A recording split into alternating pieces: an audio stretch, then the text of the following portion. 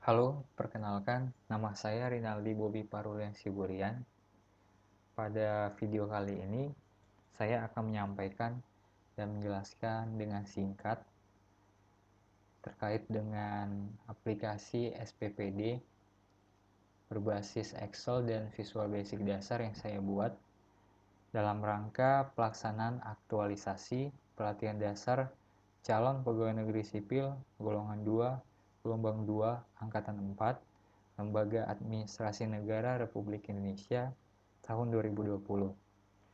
Jadi, aplikasi SPPD yang saya buat ini adalah aplikasi berbasis Excel dan Visual Basic dasar yang nantinya diharapkan dapat membantu proses pembuatan dokumen-dokumen perjalanan dinas seperti belangko SPPD, surat tugas perjalanan dinas, dan rincian biaya perjalanan dinas.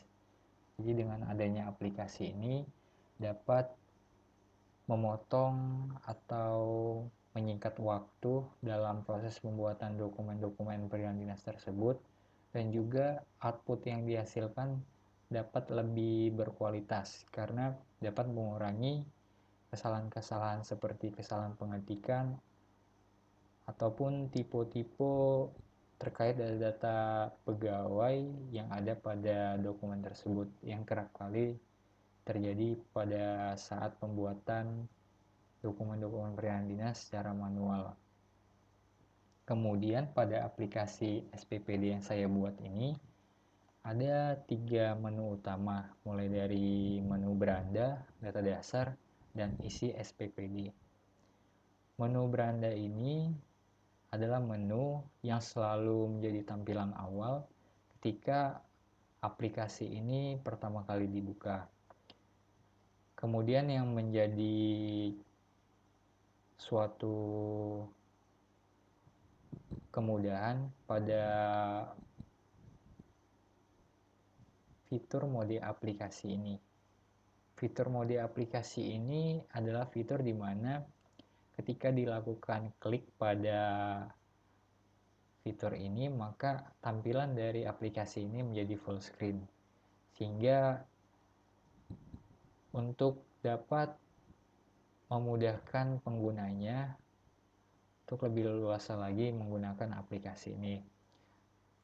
Kita coba saja untuk melakukan klik. Nah, untuk keluar dari mode aplikasi atau mode tampilan full screen ini, bisa mengklik tombol on off pada bagian ujung kanan atas. Nanti akan kembali seperti tampilan awal. Kemudian untuk menu yang kedua, menu data dasar.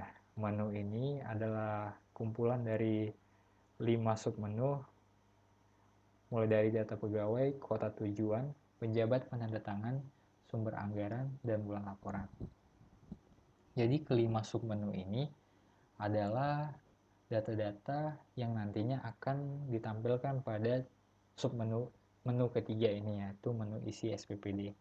Data ini juga nanti akan keluar pada dokumen-dokumen perjalanan dinas yang saya sebutkan di awal tadi, yaitu dokumen belangko SPPD, surat tugas perjalanan dinas, dan rincian biaya perjalanan dinas. Untuk kelima submenu ini, semua data yang ada dalam submenu ini bisa dilakukan perubahan atau penambahan data-data. Misalnya data pegawai. Di sini juga bisa ditambahkan misalnya namanya Asri, bisa juga ditambahkan nicknya.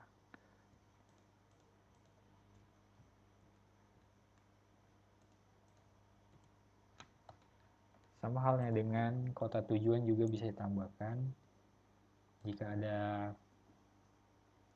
perubahan atau penambahan data, penjabat penandatangan, sumber anggaran, bulan laporan. Nah, di bulan laporan ini kita bisa memilih bulan laporan dari Januari sampai Desember ketika kita ingin melakukan pembuatan belangko peran dinas, surat tugas, ataupun rincian biayanya pada bulan November, kita bisa mengklik bulan November, tahunnya juga. Nah, kemudian untuk menu yang ketiga, menu isi SPPD. Jadi ini adalah inti dari aplikasi ini. Pada bagian menu ini terdiri dari beberapa kolom. Jadi nantinya kolom-kolom ini akan kita isi agar data tersebut bisa ditampilkan pada format belangko SPPD yang sudah disiapkan, format surat tugas yang sudah disiapkan, dan format rincian biaya pelayanan dinas yang sudah disiapkan juga. Untuk lebih lengkapnya atau lebih jelasnya, kita langsung lakukan saja simulasi pembuatan belangko SPPD, surat tugas, dan rincian biaya pelayanan dinasnya. Misalnya untuk yang nomor 1, kita isikan atas nama Pak Sayuti Syamsuar. Di sini nanti secara otomatis akan keluar golongan dari nama pelaksana pelayanan dinas tersebut. Kemudian kita bisa mengisikan kegiatan yang dilakukan dalam rangka pelayanan dinas ini. Misalkan kegiatan yang dilakukan adalah koordinasi dengan PT ABC. Nomornya kita isikan nomor 01, nomor surat tugasnya juga, kemudian kota tujuannya.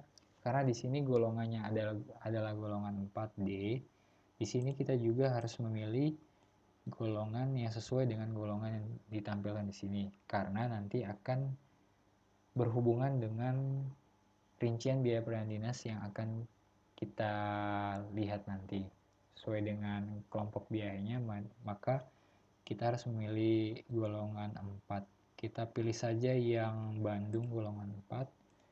Kemudian tanggal berangkatnya kita masukkan 3 November, tanggal kembalinya 5 November, tanggal keluar suratnya tanggal 2 November, kemudian sumber anggarannya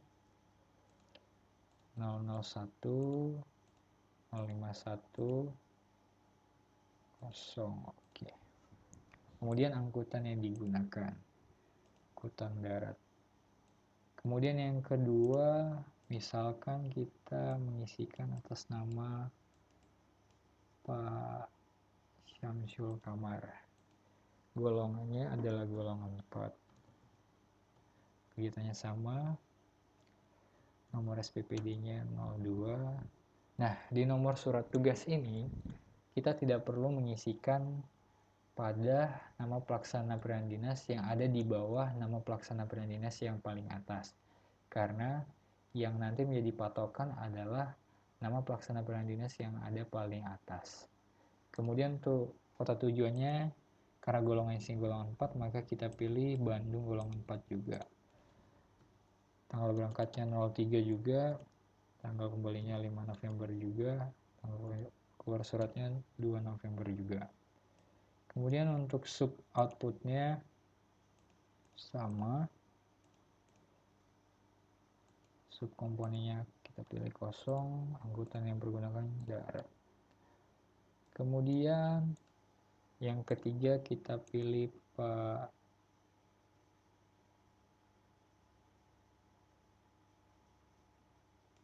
Suhanda, kegiatannya sama, nomor SPPD-nya 03.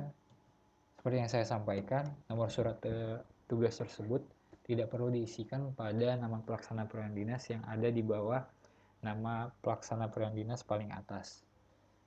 Karena di sini paling atas adalah Pak Sayuti, maka untuk Pak Syamsul dan Pak Suhanda tidak perlu diisikan. Di sini karena golongannya adalah golongan 3B, maka kita isi Bandung golongan 3. Tanggal berangkatnya tanggal 03 juga, tanggal kembali 05, tanggal keluar surat 02. Sub outputnya sama, 001 051 0. Nah, jadi Di sini ada kolom pengikut. Maksud dari kolom pengikut ini adalah nama-nama pelaksana peran dinas yang berada di bawah nama pelaksana peran dinas yang paling atas yang setelah saya sebutkan sebelumnya.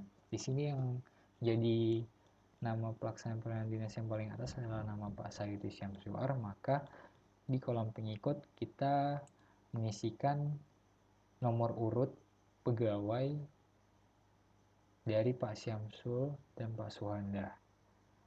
Jadi fungsi pengikut ini nanti adalah untuk menampilkan data pada kolom surat pada format surat tugas peran dinas nanti.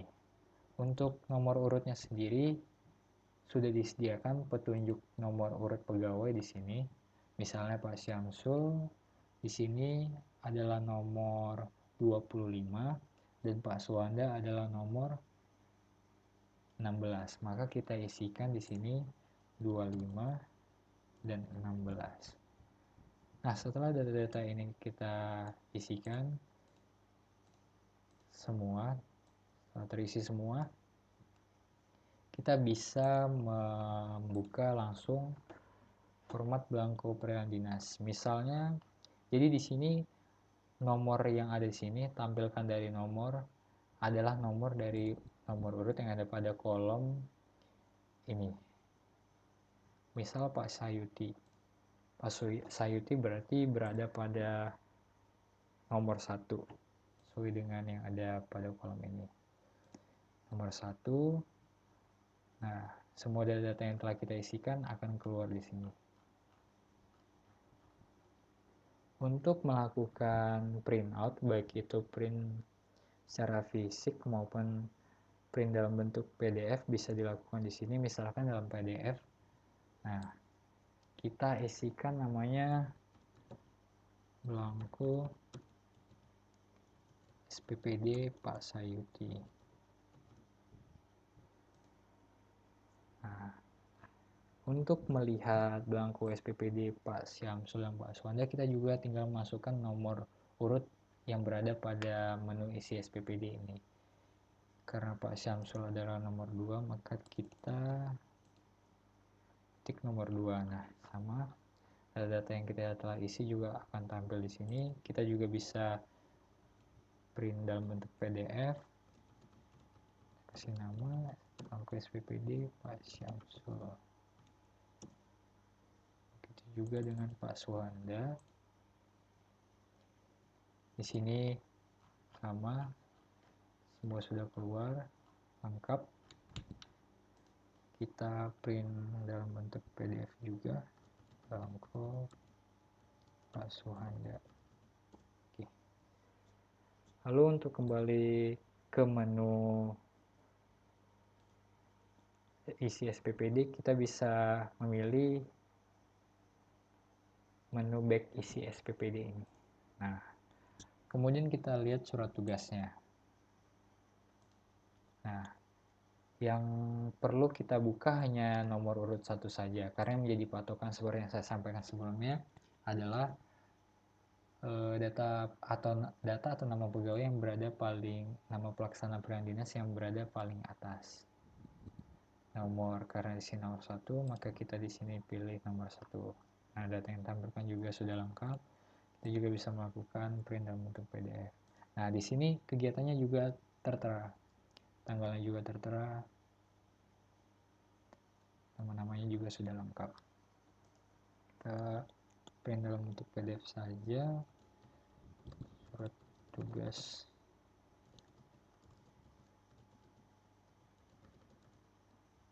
dinas Suhanda Pak Sayuti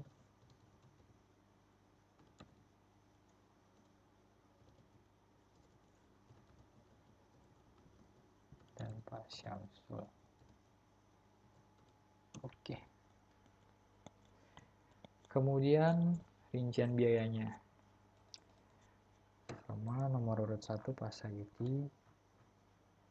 Semua sudah lengkap. Kita juga bisa langsung print. Nah, di sini untuk terbilang dalam bentuk kalimatnya juga sudah otomatis. Tidak perlu diketik-ketik ulang. Kita kasih nama rincian biaya jalanan dinas Sayuti. Yang kedua juga Pak Syamsul. Nah, karena ini adalah golongan 4, Pak Sayuti dan Pak Syamsul, otomatis jumlah rincian biayanya juga harus sama. Oke.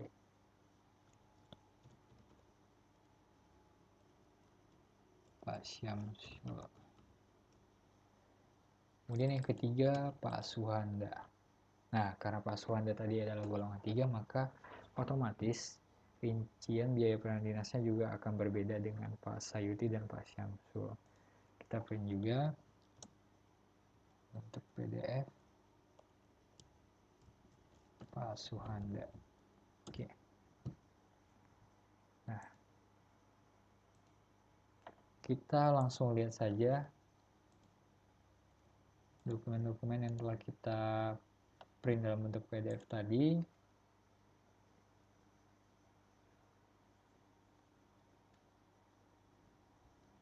Nah,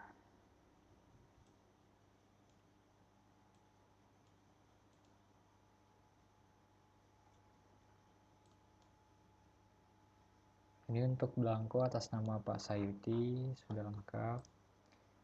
Belangko atas nama Pak Suhanda juga. Atas nama Pak Syamsul. Surat tugasnya juga lengkap. Kemudian untuk rincian pelayanan dinasnya Pak Sayuti dan Pak Syamsul rinciannya sama. Sementara Pak Suhanda berbeda karena golongannya juga berbeda. Nah, jadi kurang lebih seperti itu. Yang menjadi penekanannya atau perhatiannya adalah untuk surat tugas yang menjadi patokan adalah nama pelaksana pelayanan dinas yang paling atas. Misalnya nanti diisi lagi pada nomor 4, 5, dan 6. Nah, yang jadi patokan adalah yang nomor 4. Yang diisi, yang menjadi kolom untuk isi nomor surat tugasnya juga di nomor 4 dan pengikutnya juga sama di nomor 4 juga. Jadi kurang lebih seperti itu. Semoga kedepannya aplikasi ini dapat memudahkan unit kerja PTSPT dalam melakukan pembuatan dokumen-dokumen pelayanan dinas yang saat ini ada dalam aplikasi ini adalah dokumen terkait belangko SPPD, surat tugas pelayanan dinas, dan rincian pelayanan dinas, sehingga waktu yang diperlukan juga tidak lama, output yang dihasilkan juga lebih maksimal. Seperti itu saja. Untuk itu cukup sekian dan terima kasih.